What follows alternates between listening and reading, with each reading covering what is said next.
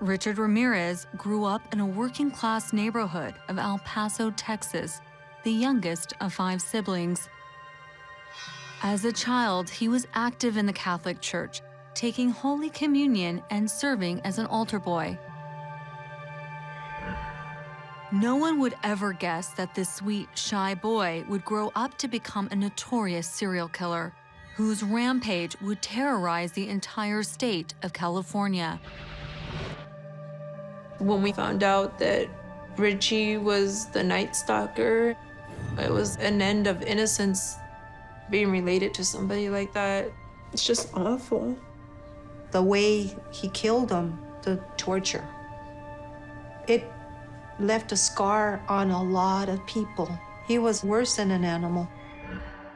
Known as the Nightstalker for his method of sneaking into the homes of sleeping victims, Richard's brutal crime spree left a devastating impact. Mom and Dad are Christians. We know where Mom and Dad are.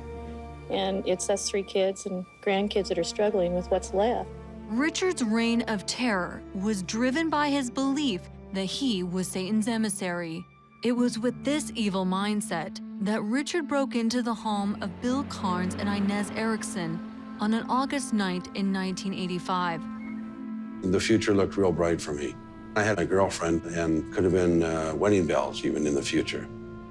Bill and Inez's relationship would not survive their traumatic encounter with the Nightstalker. I would like to meet Bill Kearns. My heart goes out to him. I want to express how sorry I am. My Uncle Richie's actions, they hurt all of us. Melissa, this is my mom, Sandy. Nice to meet you. Hi, Sandy Tapia. My mom just unfortunately got involved with the wrong man and with the wrong family. I was married to Robert Ramirez. That's Richard's older brother. The first time I met Richard, he told Robert that I was pretty. And he kept eyeing me, you know. He was cute. He was a cute young guy. Before Richard Ramirez became the Nightstalker, he was a son and a brother. Serial killers have a life before they start murdering. They were good people at some point.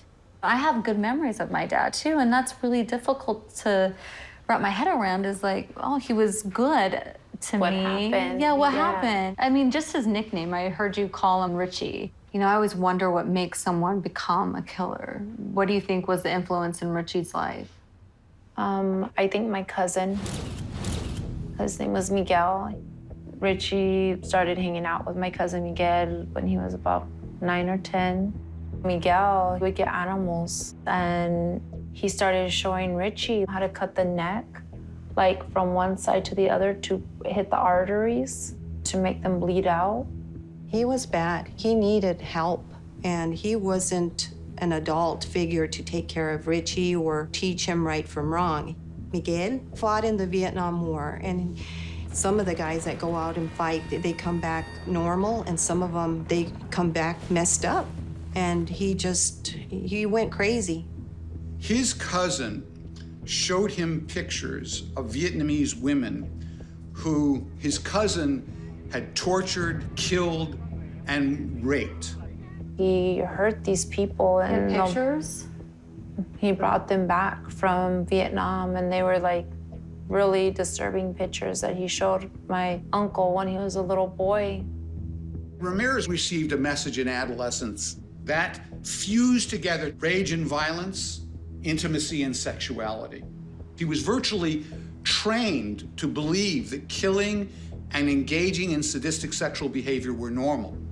It just makes me speechless, you know, to think that he was a young boy and looking up to your cousin for guidance and direction and approval, probably. Exactly, yeah.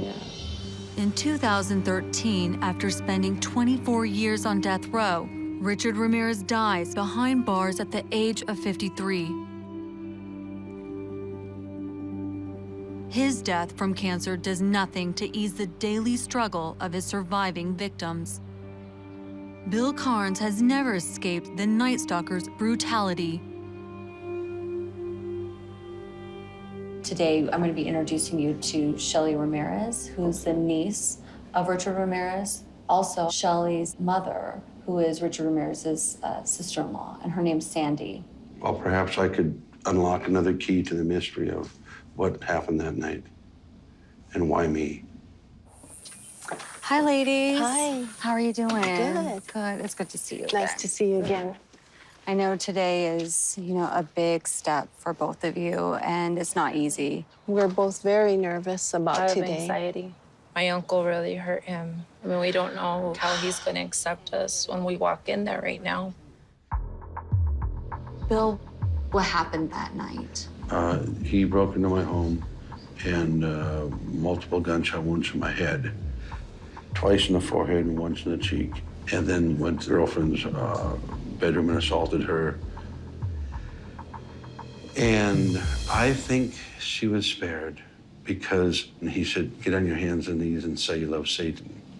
And she said, I just looked in the eye and says, no, I will not do that. I believe in Jesus Christ. And so yeah, that was it. And then she was able to go to the neighbors and get help from me. The bullets that went through my forehead destroyed the motor strip that controls the left side of my body. But the biggest thing, he took away my memory. And it bothered me that I couldn't remember these things. And I kept a notebook in my pocket all the time. I'd write information down. And then after the attack, you also lost your relationship with Inez, right? Yes. It got to a point where I had to question, was life worth living? Are you okay? Yeah, fine. Oh, I'm sorry. No, it's okay. I'm just sorry you went through that. I'm sorry that you lost your fiance. There's no words I can say to, make your life back the way it should have been. And, I'm really sorry for what he did to you. Yeah, Thank we you. both are very sorry for what you went through. We'd like to apologize to you for Richard Ramirez's actions. And I appreciate that. For the longest time after I got injured, I thought, why me? And I thought that I had done something wrong as a child or something. And that bothered me a lot. He had a very bad upbringing, and I'm not making any excuse for what Sure. he did. He ruined lives. But Richie was sick. Nobody There's would no help him. excuse for what he did. He'd pick me out at random. Right. It was So just that- he was going from house to house Yeah. and choosing what house he thought he could possibly Yeah, the get easiest one into. to get into, yeah. And so totally random event. You're like an inspiration, Bill. You're really strong. I don't want to make you cry, though, because I'll start crying. He took away the innocence of the world from us. That last name is what carries a legacy of somebody that hurt people, such as Bill and others. It's disturbing, and it feels so awful inside. Do you feel judged when you walk into a room with that last name? I have been judged. He's my uncle, and people tell me that I look like him. That's not really what I want to hear, but Sure.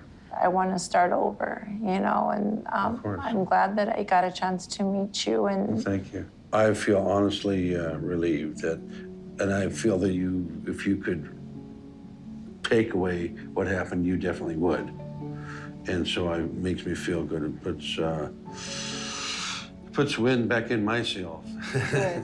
We've given each other power. Yes, there we go. Exactly. Yeah, to go on with our lives. And hopefully you will get stronger. We're hoping for that. Well, thank we'll you. pray for you. And Don't give up. don't give Yeah, up. right. I feel like a big relief. I'm happy that I got to meet Bill. Nice to meet you. He really got to my heart, and he shouldn't have gone through what he went through. he's a fighter. Nice to meet you. He's a really good person. I'm glad that I met him. Coming into this meeting, I had a little bit of animosity and I guess you could say the fear of the unknown, but it turned out very well and I'm glad I attended. And I can put it to rest.